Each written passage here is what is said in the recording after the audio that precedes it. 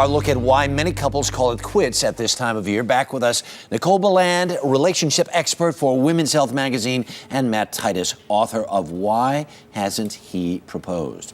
Because they had a lousy holiday and they said, we're done with this. Take a look at this graphic. This is pretty interesting stuff. 4 out of 10 couples will reassess in 2009, and couples are twice as likely to break up in January and February. What do you think that's all about?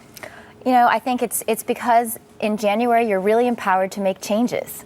I mean, we have a habit in January of reassessing everything and deciding what do I want to change, and sometimes your relationship's on the top of that list. Mm-hmm. Is it just a New Year's resolution? I'm going to get a new life, and it doesn't include you. I'm going to go back to what I said. Men think when they're unhappy and there's, you know, a prolonged period of relationship dissatisfaction, that they can do better. There's someone out there around the corner that's going to be better suited for me, so I'm going to make my break now. Are you saying though that they're ill-advised in this sort of mindset, as opposed to saying I'm going to take stock here, and maybe what they're looking at something that's half full as opposed to half empty? Men think in the moment. They make bad decisions a lot of times. And I'm not a hater. I'm a guy, you're a guy here. I'm not putting everybody down. We make bad decisions. We want instant gratification. Right. We don't have the capacity. See, I disagree Nicole. with Matt. And I don't think it's gender-based. I think it's more age-based and stage of life-based. I think when you're young, you know, you might be thinking you're going to trade up. You want a more exciting relationship. As you get older, that's when I think you realize, okay, even though this relationship has problems, I'm going to work through it. Right. It's biological. Women do that in their 30s to 40s.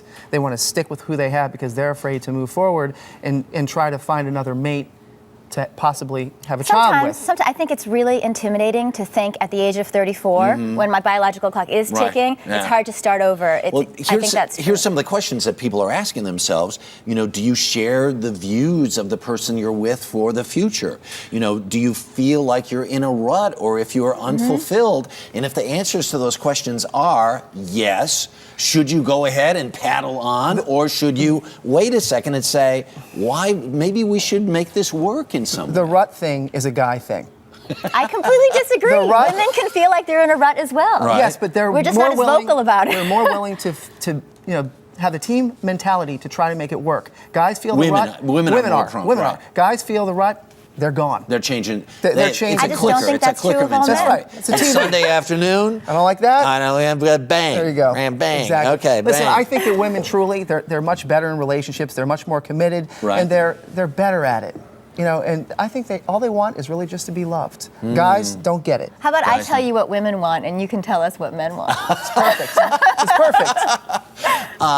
So in our next conversation, we should talk about what women really need to learn from men and what men really need to learn from women. How about that? I'd be willing to spill the beans. Okay, good deal. Thanks, guys. Thanks so much.